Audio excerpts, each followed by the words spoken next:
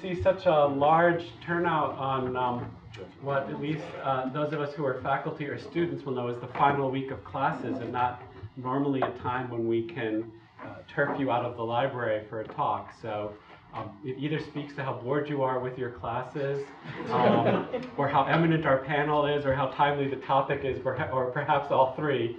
But welcome. This is an event that's being jointly sponsored by the MA program in Non-Proliferation and Terrorism Studies here at the Institute, and the Center for Non-Proliferation Studies, whose building we are presently sitting. Just in case there's anybody who doesn't know me, I'm Jeff Knopf. I'm faculty here, and I'm the chair of the MA program. And my job is entirely to cut off Jeffrey Lewis when he gets to speaking in 10 minutes, and to point to you when you want to ask questions and nothing else, except that I will introduce our very distinguished panel. We have a very sophisticated algorithm for determining the order of the speakers. It's alphabetical by last name. So speaking first and sitting to my right is my distinguished colleague, Avner Cohen, who is a professor of non-proliferation studies here, and I think well known to many of you as a leading expert on Israel and the Middle East.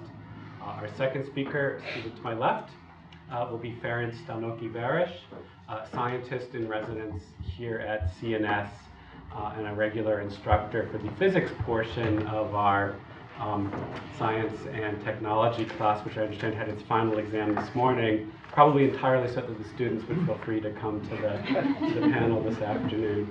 Third will be Dr. Jeffrey Lewis, sit over here, director of the East Asia Non-Proliferation project here. And no, that's not a geographical mistake. We do understand that Iran is not located in East Asia. Every once in a while we let Jeffrey work on something that is not related to North Korea. And then last but certainly not least, Moyara Ruehsen, also a professor in the Non-Proliferation and Terrorism Studies program, and the director of our financial crime management specialization track here at the Institute. I asked everybody to speak for just 10 minutes. So that we can wrap up at what is hopefully still a reasonable time, because I'm going to guess that there's going to be a lot of questions from the audience, so we don't leave time for you guys as well. So Avner, the floor is yours. Thank you. So I made myself 10 talking points. I'll try that each of these points is not going to be more than a minute, so it will be telegraphic, and obviously that's issue to be discussed in the Q&A and to raise all kind of questions, but that's that. First, I want to say how much the idea of unilateral withdrawal of a deal, of an agreement that was signed, is rare. It's something that countries do not do. I mean, the notion, if you don't have any really strong case of violence, of non-compliance, you just don't do that. The transfer from administration to administration means that you certain things, you keep loyalty and you keep faith, including to the agreement that were made by the previous administration. So the very idea of withdrawal from an agreement is very unusual. I'm not saying never happened, but very, very unusual, problematic. The other question is, we withdrew, but there was amazingly limited thought that was given to the next move. What's next? Essentially, there is this vague idea that power can do everything, so we can squeeze them. They will have to accept something else, or else there is power. And that's essentially it. So the notion is they will have to, whatever we want to push them, because power speaks powers, and that's what we can do. That's also quite unusual in post-World War II kind of international relations. And it's amazing that there was very, very little thinking that was given in terms of strategy to what would happen next. Then there is the questions of can the deal survive without, with the withdrawal of the United States? That's an open question. I think that Moyara and others may say about that. My sense is that maybe, but barely. It would be very difficult to keep that kind of, simply depends how much and what kind of force would put into the sanctions and what would be the trade-off of those that could be subjected to the sanctions. But it seems that it seems to me at least, that there is little chance that the deal can survive without the United States as supporter. So essentially, it was an effort to kill the deal, not just to withdraw from the deal for us, for the United States, but essentially to kill the deal. What's amazing is, as I said before, is that essentially from the, well, I'll say about it in the next point. The other thing that was very clear in the speech of the president was essentially that the whole thing was done with an effort to have a regime change.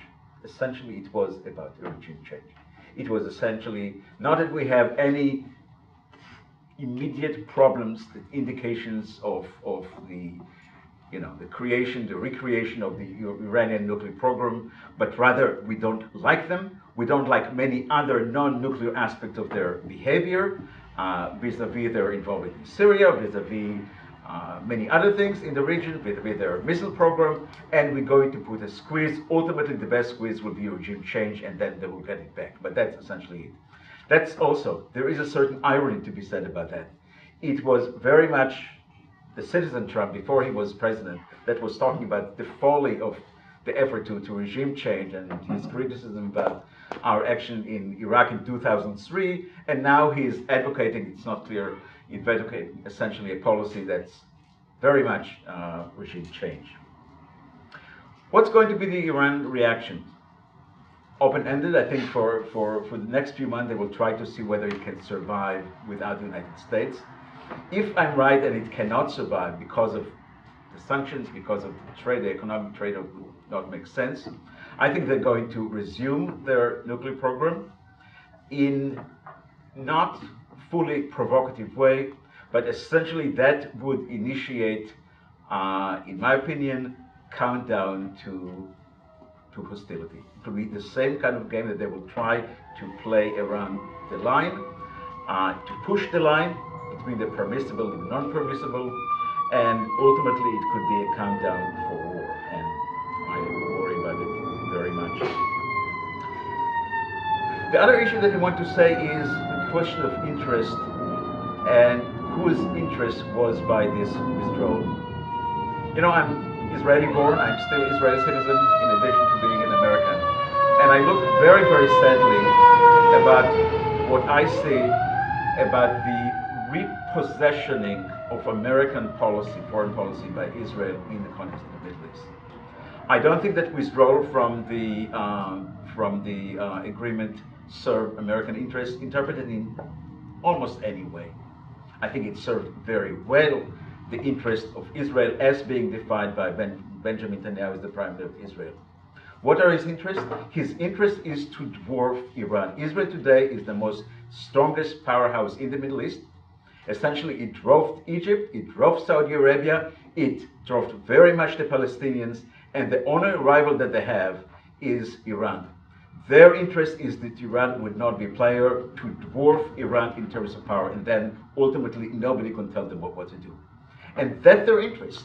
And essentially they take America, they cannot do it on their own.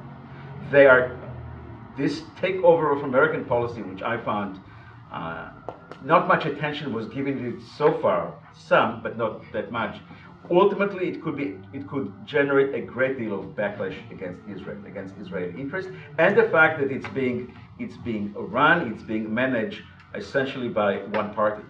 This alliance between Benjamin Netanyahu, Trump, and many elements within the Republican Party. So it's kind of unusual for Israel that always was trying to be in the United States bipartisan. So that's the Israeli factor. The other thing is the rift in the transatlantic alliance. Essentially, this is the first time that you have, in years, perhaps from the time of the end of the post-Cold War, that you have the end of the Cold War, that you have this major rift between all European powers and the United States on an issue which I believe the United States does not have that much at stake anyway, in terms of leaving. So essentially, for interests which ultimately they have to do with obsession to undo everything that had to do with President Obama, the president pushed the United States policy, foreign policy, into areas which do not serve us and create a rift with something which was very precious and very dear for a long, long time. This is the transatlantic alliance. And the other question, which I'm curious to hear my colleague Jeff talking about it, is the impact on North Korea. I mean, the notion that you tear apart a deal that was signed by the name of the United States, by the name of essentially President Obama did not take it to the Senate to make it full treaty, because it just seems so much inconceivable that somebody later on, you know, with all this fight, with all the lesson that we learned, it was so inconceivable. So as a whole, I see a great deal of risk out of that. I think that we can take the event of the withdrawal as the beginning of the countdown towards hostilities, possibly a war with Iran. And I want to say one more thing about Iran. My reading of the Iranian nuclear program is Iran did not have the bomb because of lack of technology, not because of Israeli-American sabotage, to some extent because of the sanction. But as a whole, Iranian did not firmly went to the bomb because the international environment, including the role of the Non-Proliferation Treaty, was very hostile to that. And ultimately, when they have to make the balance of their interest, it was clear to them they're not going to define that. So essentially, the battle with Iran was about the proximity, the sense of how close they are going to be what's going to be the permissible point for them towards the bomb.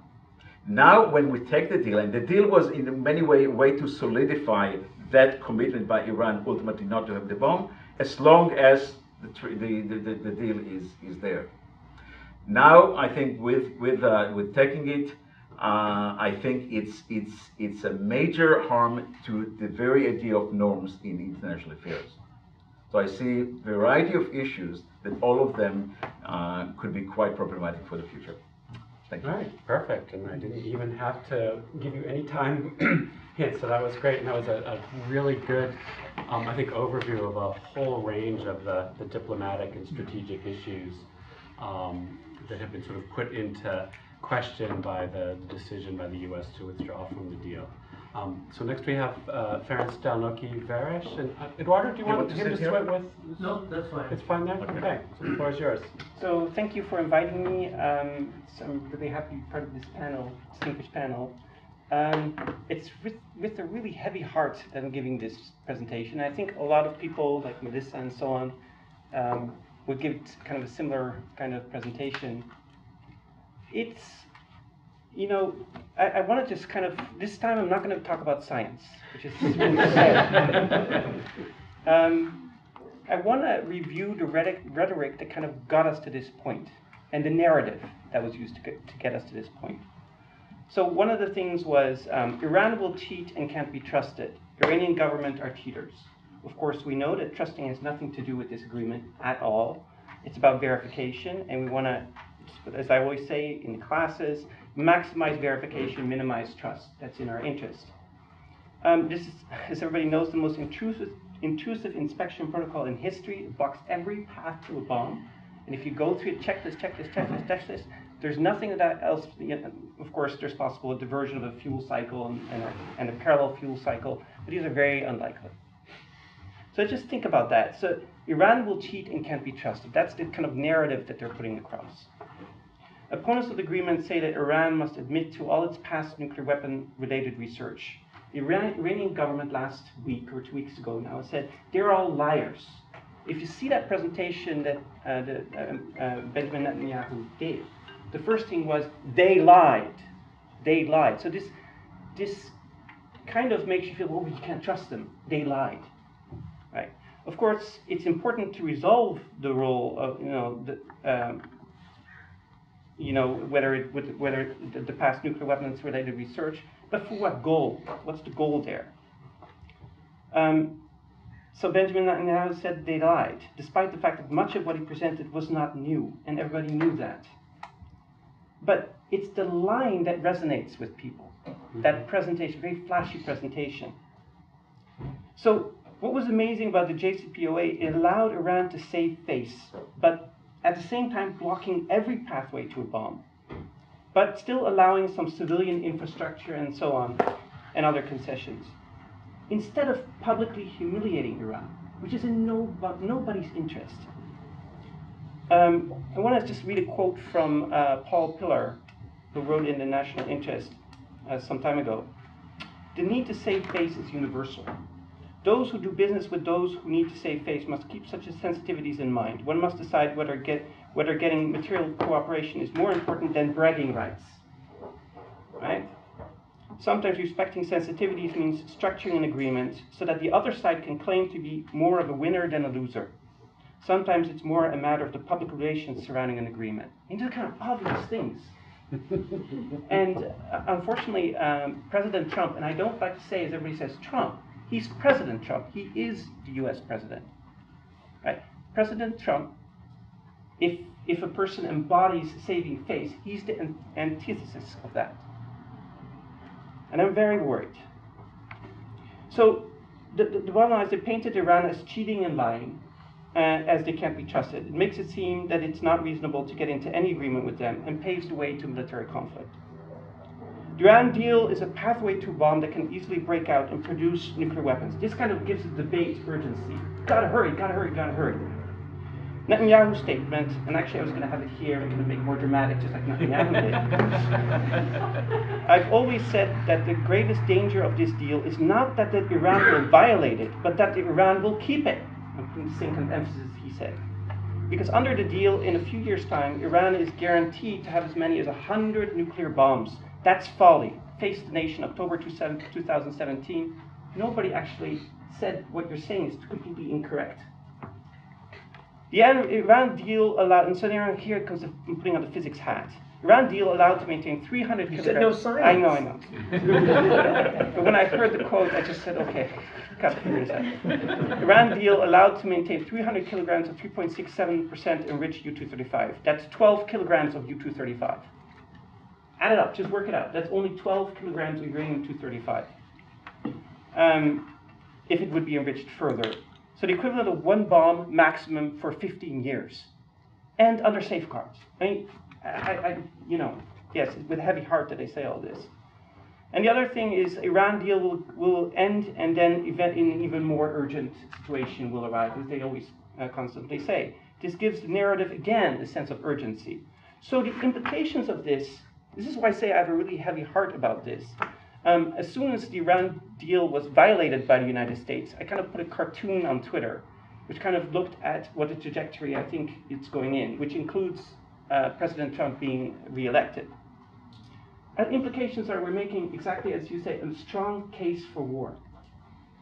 Cheaters can't be trusted, they lie, and we have to hurry to prevent nuclear weapons. No point in getting agreement. John Bolton advocated in 2015 for bombing Iran in a New York Times op-ed. I still don't understand why the New York Times has to publish that, but they did. And followed by vigorous, or this is what he said, followed by a vigorous American support for Iran's opposition aimed at regime change in Tehran. That's a quote from that op-ed. He stated inspections could not work. Exactly the same thing he said in 1998. In 2003, of course, you know, on March 19, 2003, the Iraq War started. So I'm predicting, unfortunately, in 4 years or so, 4 years, because John Bolton said this now, in 4 years or so, and especially if President Trump will be re-elected, we'll be in another war. And, I mean, that's just unbelievable. As I say, a heavy heart. And I have to quote this, George Santayana, in the quote that everybody knows. Those who cannot remember the past are condemned to repeat it. There's a lot of truth here. We have to really be careful. The other implications are science does not matter. Forget about science. It's not that science is co-opted like it often is. It just really does not matter. All of the pathways to a bomb are systematically blocked. There's no doubt. And the AP will stay in effect in perpetuity. It will always stay in effect. And that's wonderful. A lot of things will stay in effect. It just doesn't seem to matter. You know, we've done all this analysis on verification, proliferation passage, blah, blah, blah, blah, blah. It just doesn't seem to matter. So I also want to say, just personally, it's a lost opportunity. Such a huge lost opportunity in terms of US science diplomacy with Iran.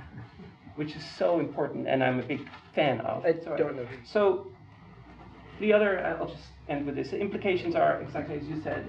Allies don't matter anymore, and I think that's terribly sad. So this is a quote from Ivo Daalder, which everybody knows, but basically the lesson is allies don't count in Washington. They don't matter anymore. And if that's what you think when you're in London or in Berlin or in Paris, you say, okay, if we don't count in Washington, why should we listen to what Washington wants? This creates an enormous vacuum for other powers to come in, like Russia and China and other countries. And that's, I think, deeply concerning. Donald Tusk today said this amazing quote that basically we're at it alone. Europe is at it alone. The final implication is there's a problem here. I feel like we failed to a certain extent. And by we, I kind of mean this is also against a heavy heart. The non-proliferation community has failed. Since when has it gotten to be this partisan? When I joined CNS, it was not a partisan organization whatsoever. We're talking about non-proliferation. Right? Where did things go wrong here? And I think we have to do some really deep searching to try to figure out something so that we don't get into the same problem again. I think maybe we have to do better, let's say, advocacy for making it clear that this is not a partisan issue. This is in the US interest, this is in the world's interest. It has nothing to do with partisan nonsense. Final implications, if I can just say this. I feel like US and Israel are alone, and other countries too, are alone. And the awful violence that happened over the last few days is just astounding. And all across the world, there have been strong statements from leaders across the world. Canada, doesn't matter which country you choose. But the US has been silent. And I just worry that we're allowing this we will allow this to continue, this kind of violence. We're allowing this violence to continue. So, that's where I want to end. All right, thank you, Ferenc. Boy, Jeffrey, I hope you have something more cheerful to say I know, than the first I know. two. Well, first, I'm sorry if I got a little too jumpy. I think when Avner and I did this at the Irvine Auditorium, somebody had to be escorted out. So I think I maybe a little too jumpy. But it's very different talking about Iran. And I thought I would start by talking about North Korea because I've lived through this story once before, and I don't really like the ending of it. But let me just briefly recount, and for those of you who've taken my East Asia class, I apologize, because you will have lived through this in incredible detail and misery already. I may be dredging up some traumas. Tell me if this story sounds familiar. In the late 1980s, early 1990s, North Korea had a nuclear energy program. And North Korea violated its safeguards agreement with the IAEA, and that triggered a very serious political crisis, where the United States and North Korea very nearly came to war. And that was solved with an agreement. And that agreement limited North Korea's nuclear energy program. It provided for safeguards. And it was almost immediately controversial. John McCain, who I know we're all, suddenly fond of now that he's shifting from a real political figure to a kind of historical figure, he actually called it appeasement. Much to the chagrin of Bob Gallucci, who negotiated it, and it became very controversial. I mean, does this all it rhymes, right? In fact, it became so controversial. The United States accused the North Koreans of cheating by building an underground nuclear reactor at a place called Kumchang-ri, and then that triggered a very serious crisis. And then when the U.S. went in and inspected, it turned out it was just an empty hole in the ground. And eventually things did fall apart, and the North Koreans did start to resume their own nuclear weapons program by opening up a second pathway using uranium enrichment. And when that information became available to the United States government, there was a guy, John Bolton, you've heard of him lately? His reaction, which he admits in his memoir, was that was the hammer I was looking for to shatter the agreed framework. And shatter it they did. Right? So the Bush administration walked away from that agreement.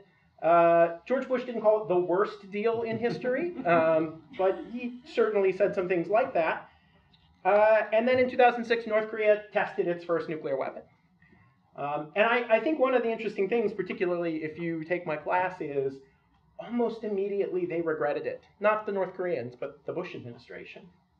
Right? Almost immediately they tried to negotiate the exact same agreement that they had walked away from. It was called the Six-Party Agreement. It got very close, although interestingly, John Bolton had left, but one of his proteges succeeded in killing it by insisting on very stringent verification provisions. Don't know if that sounds familiar too. And there was no putting Humpty Dumpty back together again. And so by the end of the Bush administration, North Korea had tested a nuclear weapon once. They went ahead and used the first few months of the Obama administration to test the second one, and we ended up on the trajectory that we are on today. Right? So very bad for the world, very good for CNS. North Korea has tested a thermonuclear weapon. They've tested an ICBM. Very bad for the United States, very good for North Korea. You know, Saddam gave up his nuclear weapons, he ended up dead. Gaddafi gave up his nuclear weapons, he ended up dead. Kim's getting a summit. So I imagine what the Supreme Leader of Iran is sitting there thinking at this very moment. And I have a strong suspicion that we're going to see something very similar. And so let me just walk through what I think is likely to happen. First, I think there will be a period of bargaining. We went through this with the North Koreans. You know, we walked away from the agreement in late 2002. The North Koreans don't test until 2006. Right? There is a period where the North Koreans continue to honor their obligations. Not all of them, but at least they're trying to get back to the agreement. It's just that we don't ever get there. I think we see echoes of that now, where the Iranians say that they're going to try to work out some agreement with the Europeans. Maybe we'll talk about it in the question and answer session. You know, with the full effort of the United States Treasury Department to reimpose sanctions and then impose secondary sanctions, I'm not sure how viable that strategy is, but I don't think we'll see it tomorrow. So good news, bad news, right? The good news is, I think for a while at least, the Iranians will be patient. If we look at the way that the Iranian nuclear weapons program played out before 2003, it's a very curious program. Often in the public debate, you hear people talking about breakout, as though the Iranians will announce one day, we are building a nuclear weapon, and then, you know, the clock will start ticking. That's not what they plan to do, right? What they actually plan to do, thanks to the documents that we now have, stolen by Israeli agents, spirited out of Iran, although that presentation was supposed to present the Iranian nuclear weapons program in the worst possible light, it was actually kind of sad what the Iranians wanted. You know, their plan was to build 5 nuclear weapons and put them in a basement and not tell anyone about them. Which is really curious and helps explain actually why, when their program was revealed in 2002, why they paused it. And they didn't pause it because the people who wanted nuclear weapons are lovely people. They paused it because they didn't value nuclear weapons all that highly. They weren't investing a ton of money in it, and the capability that they were acquiring, they were holding back as a hedge, and so they weren't willing to pay a tremendous cost. Of course, the corollary to that is the program may well resume in secret. You know, just let those things go by. You know, what the Iranians have done in the past is to build facilities in secret. And if they do this again, I don't expect them to break out. I expect them to try to sneak out. I expect them to build a secret facility for enrichment. If the deal starts to crumble or collapse, that becomes much easier for the Iranians. You know, I mean, the thing that I liked about the agreement so much was that it provided unusual safeguards to look at Iran's uranium mines and mills, so we could see if there was unsafeguarded material. And it actually allowed the IAEA to look into Iran's centrifuge workshops, where they made centrifuges and then, you know, shipped them out. if Iran reverts to a traditional safeguards agreement, they can produce as many centrifuges as they want outside of safeguards, put them on a truck. If the truck goes to Natanz, then they're safeguarded. If it goes to under some mountain, good luck. Okay. So I do worry that over time, you may see a resumption of Iran's covert nuclear weapons program. The good news is it probably won't be a big splashy thing like North Korea has done, but it may still be there. The bad news is the North Koreans are not nearly as good at this as the Iranians are. I think we are dramatically underestimating how far behind the Iranians are, and I think we are underestimating how fast they can go. When this crisis started, more 16 years ago, is that right? I got old, didn't I? Iran had IR-1s, right, was the name of their centrifuge type. Part of the reason for the JCPOA was that it restricted, it did not eliminate, but it slowed Iran's development of the IR-8, which is a generation of centrifuges that's 20 times more capable, right? And so Iran has a large and capable enrichment industry that could very quickly be expanded to produce lots and lots of fissile material. And even if they did go for the kind of dumb breakout, it would happen a lot faster than I think people are expecting. The other thing is Iran's missiles. So much of the criticism of this agreement was that Iran had no limitations on its missile program. But we forget that as part of the engagement with the international community, the Iranians voluntarily limited the range of their missiles to 2,000 kilometers. Not the greatest deal ever, I admit. But oh, we are going to miss that. Iranian entities have already been sanctioned for participating in the development of North Korea's Hwasong-15 ICBM. That engine that we have seen in North Korea, we are certain has been exported to Iran. And as Dave and Fabian and Nate and other people and I have been working on, Iran's solid fuel missile infrastructure is so much bigger than you think. We have a big story coming in the New York Times where we started to map it all out. Iran was very close to testing a solid-fueled ICBM in 2011. Probably an IRBM first, but then eventually an ICBM. But then the design team blew themselves up, which slowed the program down. But that program is now being reconstituted, and we can see all of the buildings being built. Oh, you're making a face, but I cleaned that up so much. The leader, they never found his head. This is terrible. But they have reconstituted that program, right? And so we are now at a point where the Iranians could do this really quickly. So in the past, I have joked, if you like a nuclear-armed North Korea, you are going to love walking away from the Iran deal. And as I joked at the beginning, it's a terrible, terrible thing for the world. But Bill will be delighted to know that Melissa and Dave and I will be very, very busy. It'll be a sequel for your book. Yeah, that too. Thank you, Jeffrey. I spoke over by 30 seconds. I'm sorry. No, very good. You guys have all been very good, and Moyara, I'm sure that you will follow suit. Okay. All right. So it doesn't inform you. What does Iran have in common with recreational marijuana dispensaries? That's why Moyara was added to the battle. Well, a lot, it turns out. Okay? Just like recreational marijuana businesses, and I suspect maybe even the medicinal dispensaries as well, Iranian businesses cannot easily find a bank that will take them on as a customer and conduct international transactions on their behalf. And that makes life extremely difficult and potentially more expensive. Well, it definitely is more expensive.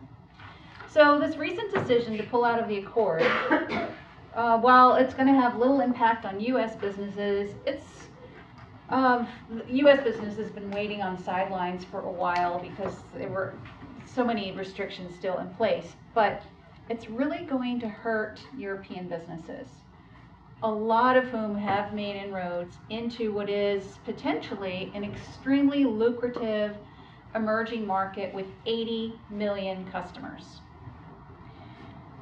Now, why is this the case? Why do U.S. financial sanctions, and which, by the way, let me back up for a second. U.S. has been imposing sanctions on Iran for decades. Did they really hurt?